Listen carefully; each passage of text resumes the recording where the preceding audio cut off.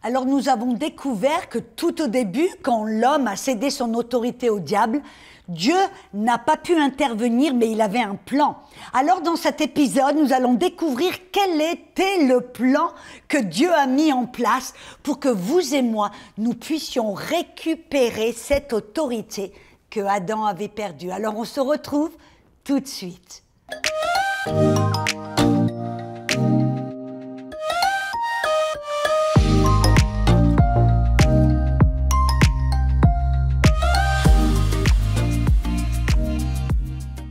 Bonjour et bienvenue à la zone Rapha, une zone de guérison parce que Dieu est le Dieu Jéhovah Rapha, le Dieu qui nous guérit et qui veut nous guérir dans tous les domaines de notre vie. Et pour cela, mes amis, nous avons besoin de comprendre notre autorité. Rappelez-vous, dès le début des temps, le plan que Dieu avait mis en place, c'était il a créé la terre, c'était sa propriété, mais il en a remis la gérance à l'homme. Il a fait en sorte qu'il a donné l'autorité à l'homme dès le début. C'était à l'homme de s'en occuper. C'était à l'homme de garder la terre, de protéger la terre, d'assujettir tous les animaux et tout ce qui était sur la terre et de restreindre le mal. Malheureusement, l'homme ne l'a pas fait. Et ainsi, qu'est-ce qu'il a fait? Il a cédé son autorité au diable. Et le diable, là, est devenu le petit dieu de ce monde ou le prince de ce monde. Dans 1 Jean 5, 19, l'apôtre Jean nous révèle que le monde entier est sous la puissance du mal. Et vous savez, mes amis, si, bien sûr, nous savons que Dieu, Jésus, et nous allons découvrir le plan que Dieu a mis en place pour nous redonner cette autorité que l'homme avait perdue. Mais j'aimerais rajouter quelque chose, parce que Dieu avait remis la terre à l'homme, la terre était sous la gérance de l'homme, c'était légalement, la terre était sous l'autorité de l'homme, et l'homme avait remis cette autorité au diable, et légalement, parce que l'homme avait permis au diable de venir sur la terre, de rester sur la terre, et il lui avait remis cette autorité. Légalement, le diable a le droit de rester ici et d'exercer une certaine puissance sur tous ceux qui sont sous son joug. Et de qui parlons-nous? De tous ceux, mes amis, qui n'ont pas accepté Jésus comme Sauveur et Seigneur. Le diable a le droit légal d'être ici et d'exercer son influence. Vous vous rappelez quand Jésus était sur la terre et exerçait son ministère, quand il a eu affaire à un homme qui s'appelait Légion, qui était démonisé, rempli de milliers de démons, les démons ont supplié à Jésus dans Matthieu 8, 29, ils ont dit « Qu'y a-t-il entre nous et toi, Jésus, fils de Dieu? Es-tu venu avant le temps pour nous tourmenter ?» De quel temps parlait-il? C'est un temps kairos, c'est un temps donné, un moment donné par Dieu. Et de quoi parlait-il? Du moment où Dieu définitivement se débarrasserait du diable, là, allait l'enchaîner pendant une période de 1000 ans.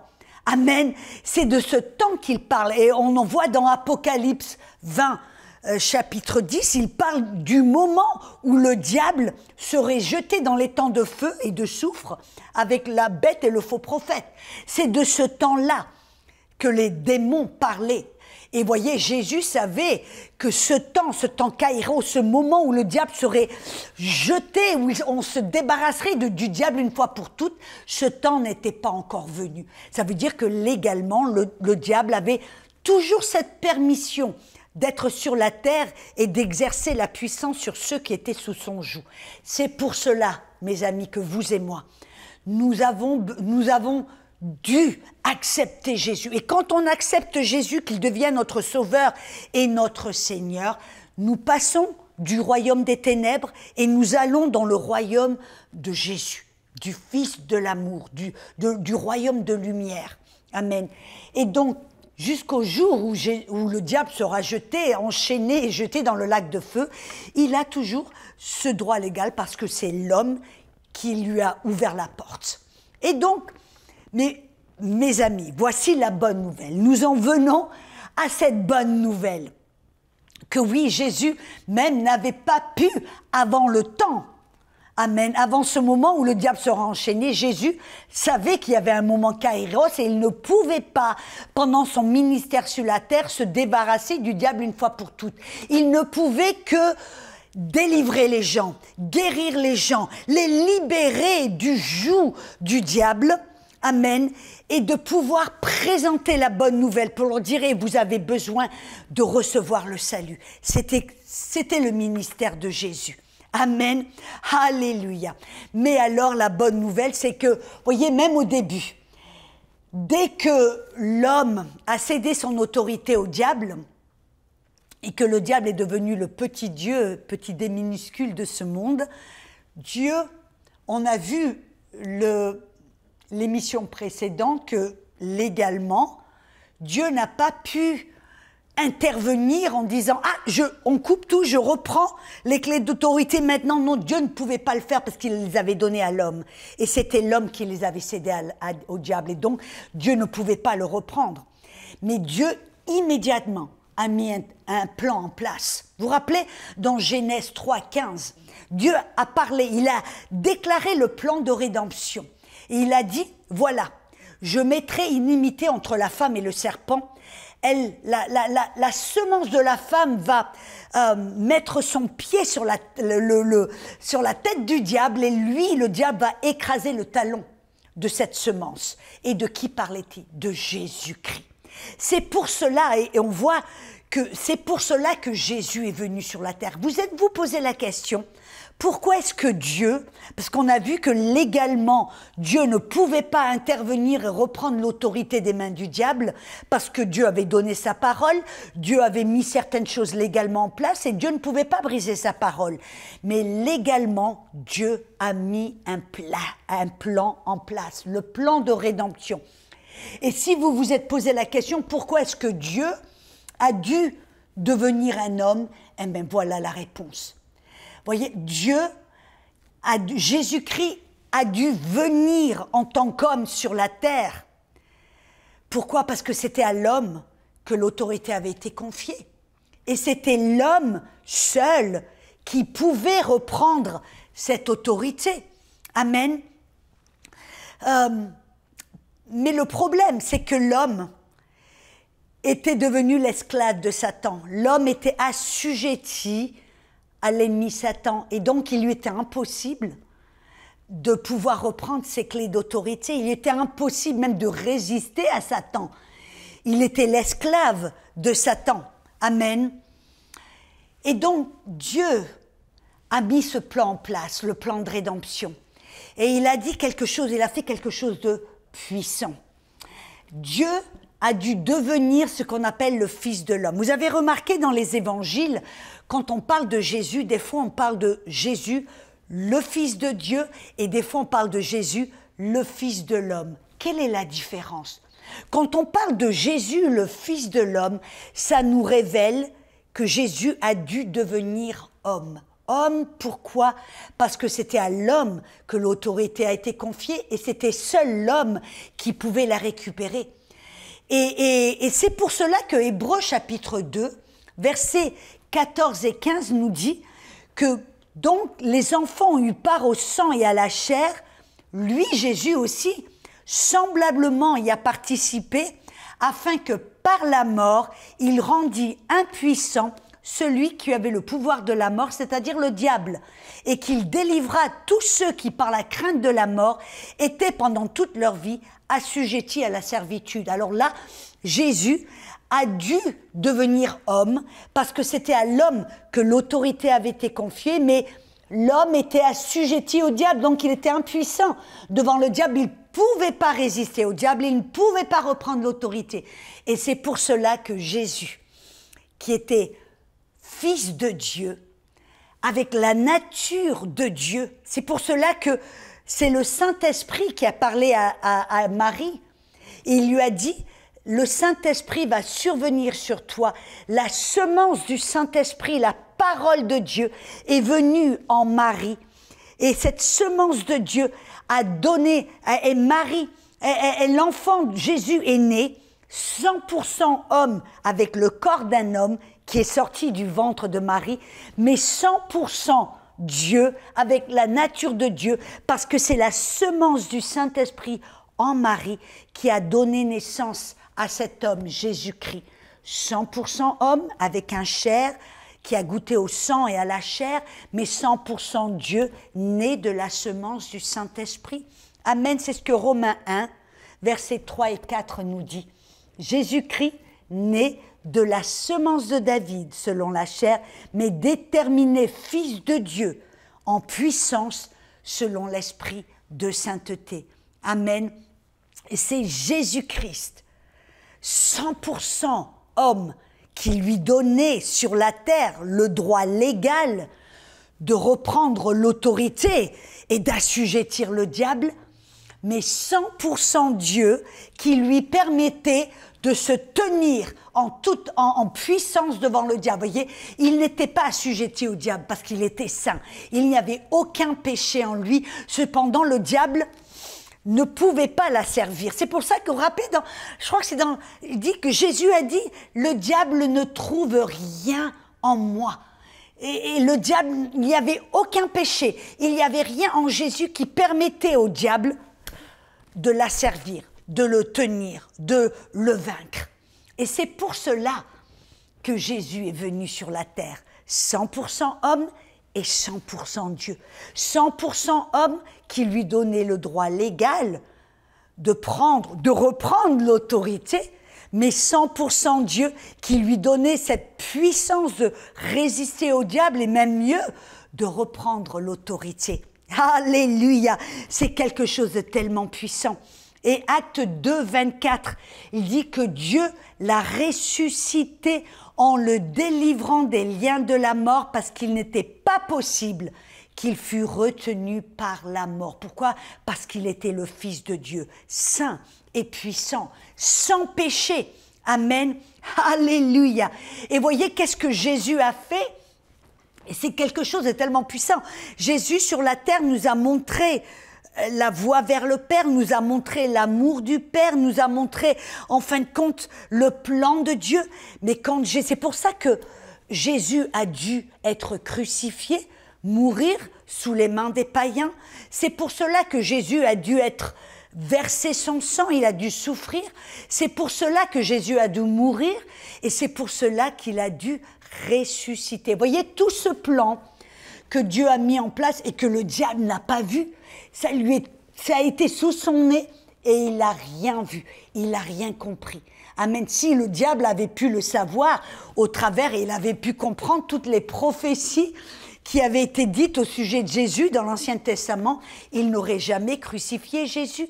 Il n'a pas vu, il n'a pas compris que clouer Jésus sur la croix, le faire mourir, était le plan que Dieu avait choisi afin de pouvoir reprendre l'autorité des mains du diable, afin de pouvoir assujettir le diable et reprendre ses clés d'autorité. Amen. C'est pour cela que Jésus, qu'est-ce qui s'est passé? Après avoir de mourir sur la croix, la Bible nous dit que Jésus est devenu péché. Mais qu'est-ce qui s'est passé après être mort? Jésus est allé en enfer pendant 3 jours.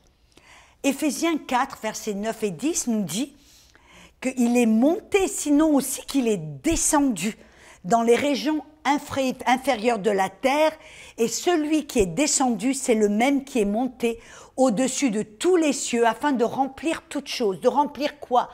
Afin de pouvoir mettre son sang sur l'autel, pour satisfaire la peine capitale, le prix du péché. Amen. La dette que l'homme devait, c'est afin de payer pour tout le péché du monde, mais aussi, il est descendu en enfer pour faire quoi? Pour reprendre, il a mis son pied, si vous me permettez, sur le cou du diable. Tout le monde spirituel a vu quand Satan a été vaincu, quand Jésus a mis son pied sur le cou du diable. Vous vous rappelez la prophétie? Ou le plan de rédemption que Dieu a prononcé dans le jardin? Il a dit, la semence de la femme va t'écraser la tête et toi tu vas écraser ou tu vas percer son talon. Vous voyez, là il a déclaré le plan de rédemption. Qu'est-ce que c'était? Que oui, en effet, le diable a percé le talon de Jésus en le clouant sur la croix, mais Jésus est allé en enfer et il a mis son pied sur le cou de la tête du diable.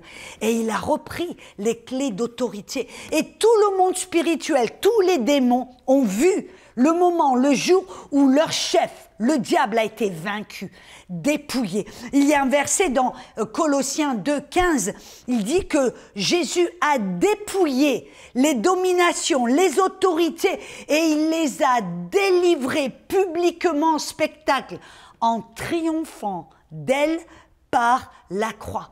Vous savez, c'est quelque chose de puissant. C'est quelque chose de tellement puissant ce que Jésus a fait. Et tout cela, il l'a fait, mes amis, pour reprendre cette autorité que l'homme avait cédée au diable, pour permettre à vous et pour moi de reprendre notre autorité. Jésus a fait tout cela. Et vous savez, c'était quelque chose de tellement puissant. Vous voyez, dans les temps anciens, quand un roi allait en guerre et qu'il allait vaincre le roi opposé, qu'est-ce qu'il faisait?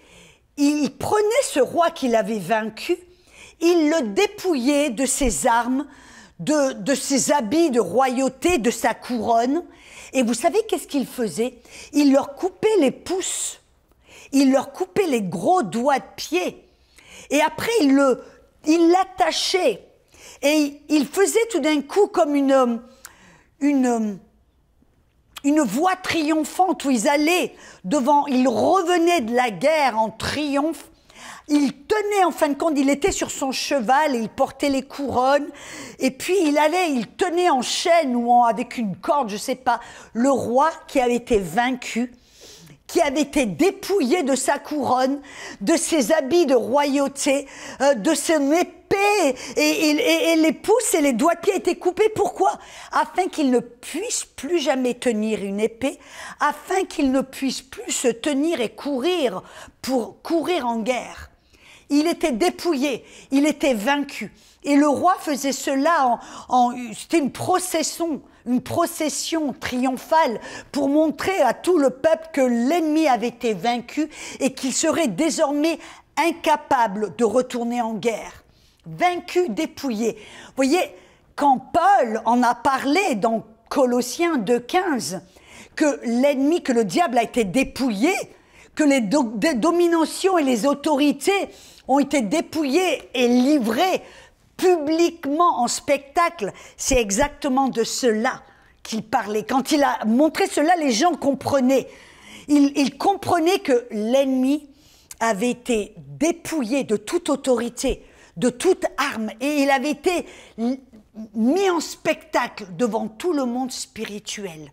Mes amis, il y a même un verset dans Ésaïe, je crois que c'est dans Ésaïe 15, où le prophète Ésaïe nous dit qu'un jour, vous et moi, nous allons être au ciel et nous allons regarder en bas et nous allons voir l'ennemi et nous allons dire, on va se gratter la tête en se disant, c'est ça qui a fait trembler les nations, c'est ça qui nous a soumis et menti, c'est ça. En fin de compte, on va se mettre des claques dessus en se disant, mais le diable a été vaincu, dépouillé de ses armes, de toute autorité, et on s'est laissé mentir, on s'est laissé vaincre, on s'est laissé malmener par l'ennemi, on s'est laissé sous le joug de l'ennemi, sous le mensonge de l'ennemi. On est tombé dans son panneau, quand en réalité, Jésus, qui a été cloué sur la croix, oui, il a permis au diable de percer son talon, comme le Père l'avait prophétisé pendant le plan de rédemption en Genèse 3,15. Mais qu'est-ce que Jésus a fait? Il est allé dans les profondeurs de l'enfer et il a mis son pied sur le cou du diable. Il l'a dépouillé, il l'a vaincu, il l'a mis publiquement devant le monde spirituel pour montrer qu'il est complètement vaincu. Ça veut dire que vous et moi, mes amis, nous devons le savoir. Nous devons savoir que l'ennemi a été complètement vaincu. C'est pour cela que Jésus a dit dans Matthieu 28, dans le verset 18, « Toute autorité m'a été donnée dans le ciel et sur la terre. Toute autorité. Qu'est-ce que ça veut dire? Que maintenant, mes amis, le diable en a zéro. Et c'est vrai quand Jésus a dit dans Luc 10, 19, « Je vous donne tout pouvoir, toute autorité sur toute la puissance du diable. » Cette puissance qui est de mentir, qui est de manipuler, qui est de séduire. C'est une puissance qu'il a. C'est le seul stratagème et la seule stratégie qui lui reste. Mais messieurs, mesdames, vous et moi, nous avons toute autorité sur toute cette puissance du diable. Nous avons, parce qu'il a été dépouillé, publiquement humilié, et nous devons le savoir. Nous devons savoir que l'ennemi n'a plus à zéro autorité. Et rappelez-vous ce que j'ai expliqué dans un épisode précédent, comme le petit policier qui peut-être fait 60 kilos, mais quand il est face à un poids lourd qui pèse des centaines de kilos, voire des milliers de kilos, face à l'autorité du policier, le poids lourd va s'arrêter. C'est exactement ce que vous et moi. C'est la même chose. Nous sommes, oui, l'ennemi a de la puissance du mensonge, mais nous avons autorité. Et nous avons toute autorité. Jésus nous l'a remis. Amen. Alléluia. Et c'est pour cela qu'avant de repartir vers le Père, Jésus a parlé aux disciples, il dit « Je vous donne les clés du royaume. Et tout ce que vous lirez sur la terre sera lié dans les cieux, tout ce que vous délierez sur la terre sera délié dans les cieux. » Et quand il parle de lier, délier, selon la Bible complète juive, ça veut dire tout ce que nous allons permettre ou interdire ici sur la terre, car nous avons les clés d'autorité. Nous avons cette autorité, c'est à nous, rappelez-vous, de maintenir l'ordre, de restreindre le mal ici sur la terre, car Jésus nous a redonné les clés d'autorité. Amen. Et ces clés d'autorité, et rappelez-vous, que cette autorité, c'est ce qui nous permet, selon Marc 16, versets 17 à 19, Jésus a dit, « Voici les signes qui devraient vous accompagner si vous êtes mes disciples. Qu'est-ce que vous allez faire? Vous allez chasser les démons. Amen. Vous allez parler de nouvelles langues. Vous allez prendre des serpents. Et si des serpents, c'est quoi? C'est un signe des forces du mal. Amen. Vous allez boire des breuvages mortels, ça ne va pas vous nuire. Vous allez imposer les mains sur les malades, ils seront guéris. En d'autres mots, Jésus a dit, voilà, je suis allé en enfer, j'ai dépouillé le diable, je l'ai vaincu, humilié, et je me suis ressuscité des morts par la puissance du Saint-Esprit, et voilà, je vous remets les clés d'autorité. Maintenant, c'est à vous de jouer. Voilà ces signes qui devraient vous accompagner. Exercez l'autorité. Ne restez pas comme Adam passif, à attendre que Dieu fasse quelque chose. Et bien sûr, on en parlera prochainement. Voyez, mais maintenant, c'est nous qui avons les clés. C'est nous qui avons l'autorité. Alors, j'aimerais prier pour vous. J'aimerais prier, mes amis, que vous puissiez prendre conscience que vous avez l'autorité. Je prie que ce mensonge où vous vous voyez impuissant, non, que vous puissiez voir, que vos yeux soient ouverts, que votre cœur soit ouvert et disposé à voir, à comprendre et à accepter que vous êtes puissant, que vous avez toute autorité. Pas simplement un petit peu d'autorité.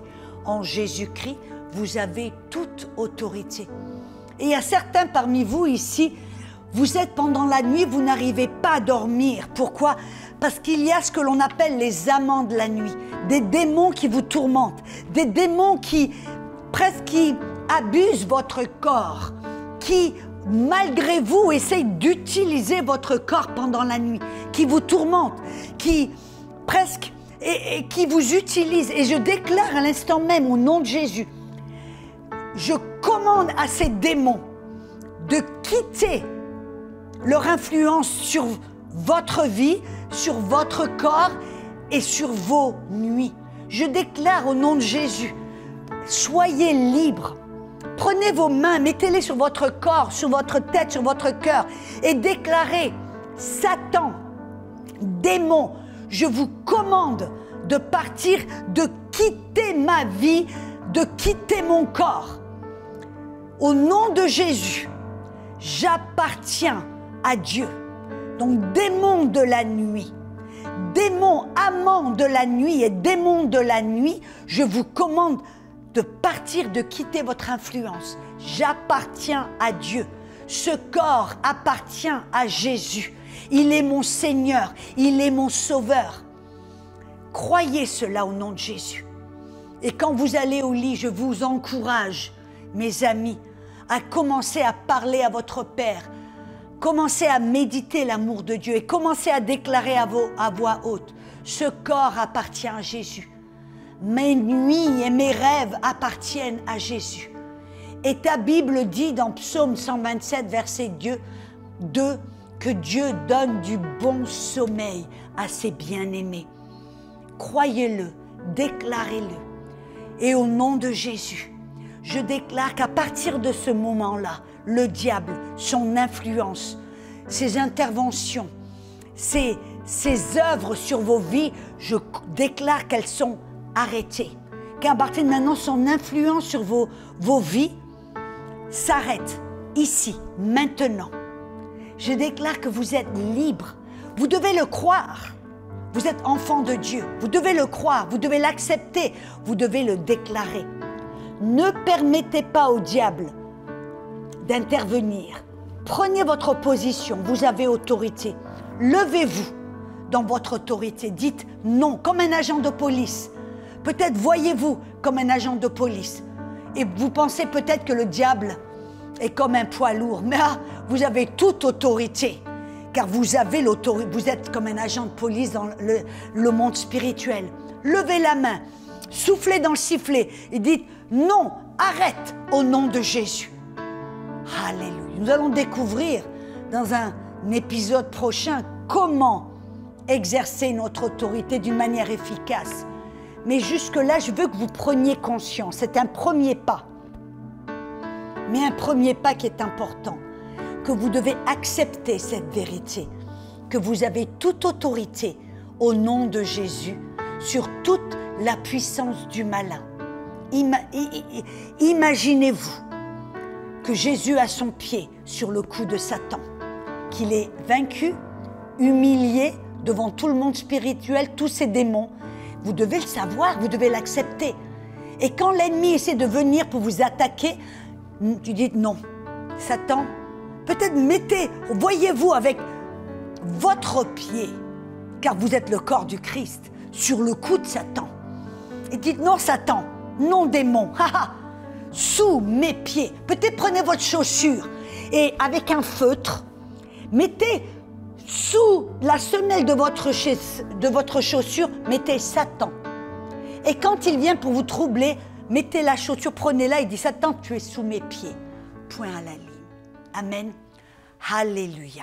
J'espère que cela vous a aidé. Nous nous retrouverons pour un prochain épisode où on va découvrir l'importance et comment exercer l'autorité.